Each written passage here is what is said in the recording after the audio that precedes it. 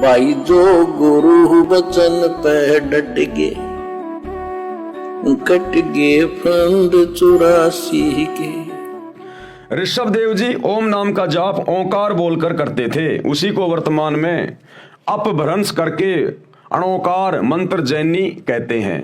इसी का जाप करते हैं, इसको ओमकार तथा ओम भी कहते हैं। हम अपने मुख्य पॉइंट पे आते हैं। जैन धर्म ग्रंथ में तथा जैन धर्म के अनुयायियों द्वारा लिखित पुस्तक आओ जैन धर्म को जाने, उसमें लिखा है कि ऋषभ देव जी, जैनी उन्हीं को आदिनाथ कहते हैं। जैन धर्म के लोग जो आदिनाथ कहते हैं ना, वो ऋषभ देव जी को कहते हैं। तो वो ऋषभ देव जी वाली आत्मा कौन थी? वो ऋषभ देव की आत्मा ही बाबा आदम की आत्मा थी। वो उससे पहले बाबा आदम के शरीर में था वो ऋषभ देव। जैन धर्म ग्रंथ में तथा जैन धर्म के अनुयायियों द्वारा लिखित पुस्तक आओ जैन धर्म को जाने, उसमें लिखा है कि ऋषभ देव जी वाला जीव ही, यानी वही आत्मा बाबा आदम रूप में जन्मा था। वही आत्मा बाबा आदम के रूप में जन्मी थी। मुसलमान धर्म के लोग जिसे अपना प्रथम पुरुष कहते हैं बाबा आदम, वो ऋषभ देव वाली ही आत्मा थी। अब उसी सूक्ष्म वेद की वाणी का सरलार्थ करता हूं। वही मोहम्मद, वही महादेव, चाहे हजरत मोहम्मद कहिए चाहे शंकर जी कहिए, दोनों एक ही हैं। शंकर जी के ही गण थे हजरत मोहम्मद। और वही आदम, वही ब्रह्मा, और बाबा आदम ये ब्रह्मा जी के लोक से आई हुई उनकी आत्मा थी। और दास गरीब दूसरा कोई नहीं, देख आपने घर मां, यानी सच्चे सतगुरु, सच्चे मुर्शिद अल्लाह कबीर सतगुरु रामपाल जी से भक्ति ले लो, उपदेश ले लो, उनके द्वारा बताए गए शत भक्ति मंत्रों का जाप करो, तुम्हें अंदर ही अंदर दिखाई देगा जैसे टीवी चैनल में दिखाई देता है। यानी मैच कहीं पे हो रहा है, लाइव प्रोग्राम कहीं चल रहा है और हम अपने घर बैठे मोबाइल में देख रहे हैं। इसी प्रकार जब आप सतगुरु रामपाल जी से भक्ति लोगे तो आपकी सिद्धियां ऑन हो जाएंगी।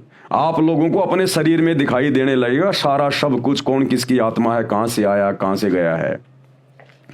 बाबा आदम जी श्री ब्रह्मा जी देवता के लोक से आए थे, क्योंकि मानव जन्म में की गई साधना के अनुसार, प्राणी भक्ति अनुसार ऊपर तीनों देवताओं श्री ब्रह्मा जी, श्री विष्णु जी तथा श्री शिव जी के लोकों में बारी बारी जाता है। क्योंकि भाई और बहनों, जब आप सृष्टि रचना पढ़ोगे तो आप लोगों को पता चलेगा कि पूरी सृष्टि की एकमात्र जो परम शक्ति है वो तो है ये कबीर भगवान।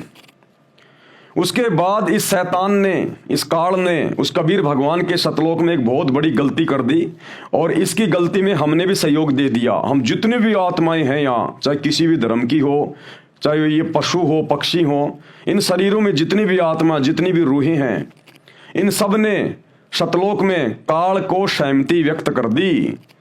तो परमेश्वर ने, अल्लाह कबीर ने हम सबको इस शैतान के साथ में अलग से 21 ब्रह्मांड इसको देकर हमें सतलोक से दूर भेज दिया, यहाँ पर 16 संकोश की दूरी पर।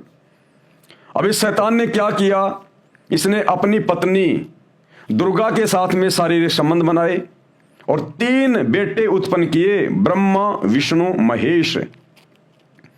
और इस काल को, इस शैतान को मुसलमान भाई जिसे अपना अल्लाह कहते हैं, इसको कबीर भगवान ने, सच्चे खुदा ने इसको श्राप दे दिया था कि तू प्रतिदिन 1 लाख मानव शरीर खाएगा, उनके सूक्ष्म शरीर की वासना खाएगा। तो इसको श्राप लगा हुआ है, जिस कारण से इसकी मजबूरी हो गई मनुष्य उत्पन्न करना। तो इसने 3 पुत्र पैदा किए दुर्गा जी के साथ मिलकर, ब्रह्मा विष्णु महेश। और खुद ये गुप्त रहने लगा। दुर्गा से कहा कि अब मैं किसी के सामने नहीं आऊंगा और सारी व्यवस्था तू संभालेगी, और मेरे विषय में किसी को मत बताना, और ना मैं किसी को दर्शन दूंगा, क्योंकि दर्शन देगा तो हकीकत का पता चल जाएगा। इसका चेहरा बहुत ज्यादा विकराल है, भूंडा चेहरा इसका, ओछा माथा, लंबे दांत, काला कलूटा, देखते ही आदमी डर जाए।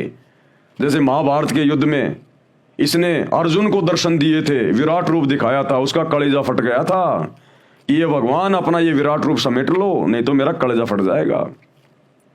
तो इसने सौगंध खा रखी है कि मैं किसी के सामने प्रकट नहीं होऊंगा, चाहे कुछ भी कर ले वो। तो इसने सारी व्यवस्था अपनी पत्नी दुर्गा को संभाला दी, और 3 पुत्र इसने दुर्गा के माध्यम से पैदा कर दिए शारीरिक संभोग के द्वारा, और कहा कि अब ये तीनों बेटे मेरे लिए भोजन का बंदोबस्त करेंगे, सारी व्यवस्था को ये संभालेंगे अब नीचे। तो ब्रह्मा जी को दे दिया रजोगुण का क्षेत्र। रजोगुण यानी आपस में जो बच्चे पैदा करने की जो उमंग हमारे अंदर जो पैदा होती है ना, उसको कहते हैं रजोगुण।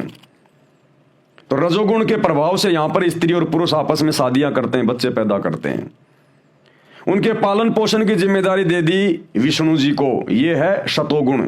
ये आपस में मोह ममता में हमारे को बांध के रखता है, ये मेरा बेटा, ये मेरी बेटी, ये मेरी कार, ये मेरी कोठी।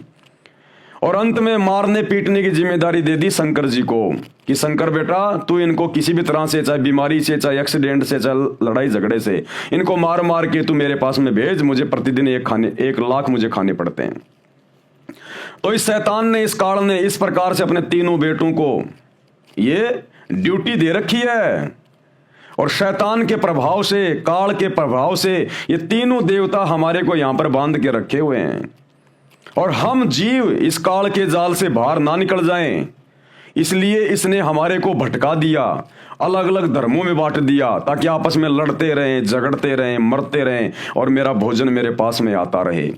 और जब कभी वो अल्लाहू कबीर, रहमान, भगवान, खुदा, जब कभी वो धरती पर आए इन मूर्खों को ज्ञान समझाने के लिए, क्योंकि इंसानों को समझाने के लिए इंसान ही बनकर आया जाएगा, तो जब वो रहमान, खुदा एक इंसान बन के आता है, संत रूप में, मुर्शिद रूप में आता है, जिंदा बाबा के रूप में आता है और अपना ज्ञान समझाता है, तो शैतान के प्रभाव से हम समझ नहीं पाते, क्योंकि ये गलत धारणा बैठा दी जाती है धर्मगुरुओं के द्वारा कि अल्लाह तो निराकार है, बेचून है, भगवान तो निराकार है, साकार नहीं है।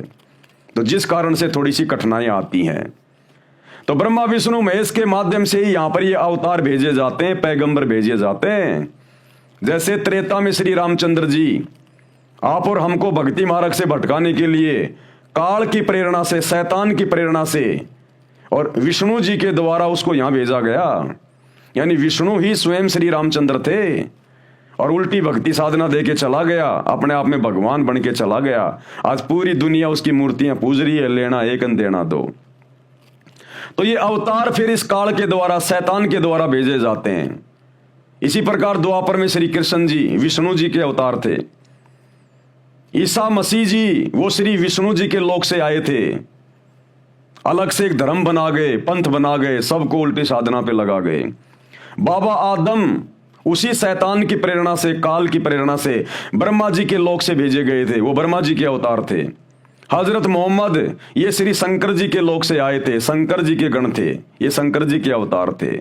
तो सारा सिस्टम ये इस प्रकार से चल रहा है, ब्रह्मा विष्णु महेश के माध्यम से या नीचे का। तो वो कबीर भगवान हमें यही सारी बातें समझाने आता है कि बच्चों तुम काल के लोक में रह रहे हो, शैतान के लोक में रह रहे हो। ये अपने स्वार्थ के लिए तुम्हारे को धर्मों में, जातियों में, संप्रदायों में, देश में आपस में ये टुकड़े बना दिए इसने। एक देश की सीमा, दूसरे देश की सीमा, लड़ो झगड़ो, लगाओ फोर्स पुलिस, करो युद्ध, गृह युद्ध, महायुद्ध और आते रहो मेरे मुंह में। और तुम्हें आपस में बांध के रखता है, ये लड़ा झगड़ा के रखता है।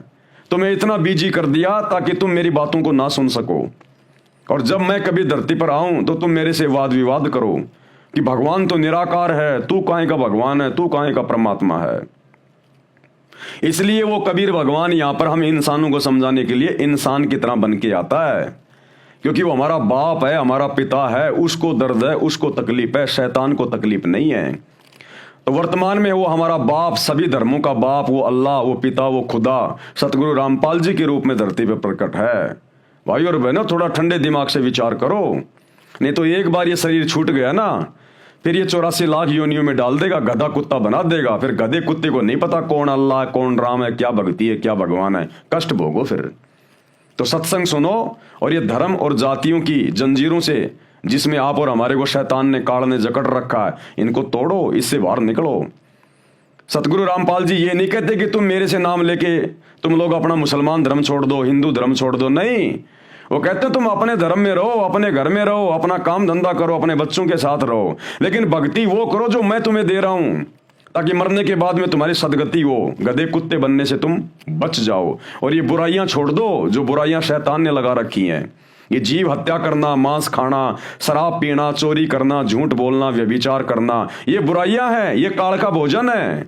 हमारे सूक्ष्म शरीर का यही तो वासना खाता है वो।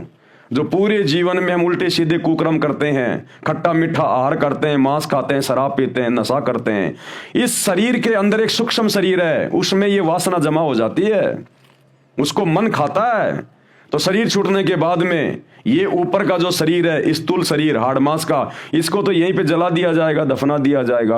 अंदर इसके सूक्ष्म शरीर है जिसको आत्मा कहते हैं, ये जाएगी ऊपर तपस्या पर, इसको भून के खाएगा वो। आत्मा मरती नहीं है फिर, लेकिन कष्ट बहुत होता है। तो फिर ये वासना निकाल निकाल के खाएगा, फिर धर्मराज के दरबार में भेजेगा, वहां पर फिर देखेगा तेरी भक्ति कितनी है, तेरे को स्वर्ग में, जन्नत में तेरे को कितने दिन रखा जाए, नरक में तेरे को कितने दिन डाला जाए, गधे कुत्ते तेरे को कितनी बार बनाया जाए। फिर यही चक्कर पूरा चलता रहता है शैतान की भक्ति में, काल की भक्ति में।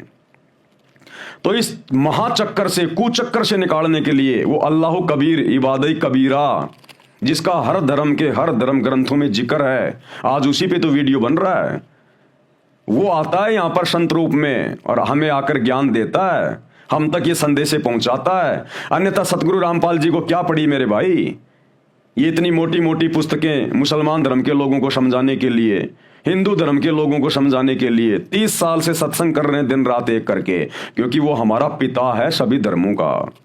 तो भाइयों और बहनों, विचार करो, थोड़ा सत्संग सुनना शुरू करो, ठंडे दिमाग से सोचो। तो परमात्मा हकीकत बता रहे हैं कि आदम जी कौन थे, मोहम्मद जी कौन थे।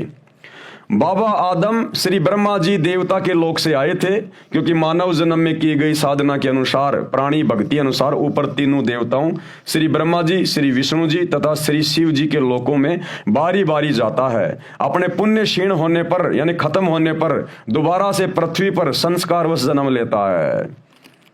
कभी वो हिंदू बनता है, कभी मुसलमान बनता है। जरूरी नहीं है मुसलमान है तो मुसलमान ही बनेगा, स्त्री है तो स्त्री बनेगी, नहीं, वो पुरुष भी बन जाएगा, वो हिजड़ा भी बन जाएगा, कभी स्त्री बनेगा, कभी आदमी बनेगा, कभी मुसलमान धर्म में जन्म लेगा, कभी हिंदू धर्म में जन्म लेगा। आज कोई मुसलमान धर्म में जन्म लेकर कट्टर मुस्लिम बना हुआ है, मरने के बाद 84 लाख योनियां भोगने के बाद फिर हो सकता अपने संस्कारवश वो हिंदू धर्म में जन्म ले लेगा। अब पहले तो मुसलमान धर्म में था, मुस्लिम था, कट्टर था, अब हिंदू धर्म में जन्म लेके जय श्री राम का झंडा उठा के घूम रहा है। तो ये काल हमारे को इस प्रकार से भ्रमित रखता है। जो गुरु बचन पे डट गे, कट गे फंद 84 के, कट गे फंद 84 के, कट गे फंद 84 के।